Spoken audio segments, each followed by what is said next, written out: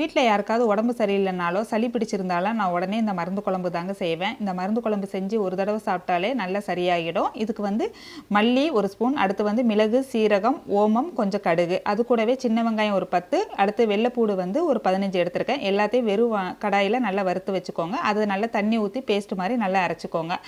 ஒரு கடாயில் நல்லெண்ணெய் ஊற்றி கடுகு, அடுத்து சின்ன வெங்காயம் போட்டு நல்லா வதக்கிக்கோங்க. கூடவே ஒரு தக்காளியை வந்து கொஞ்சம் பேஸ்ட் மாதிரி அரைச்சி அது கூட சேர்த்துக்கிட்டேன். கருவேப்பிலையும் சேர்த்தாச்சு.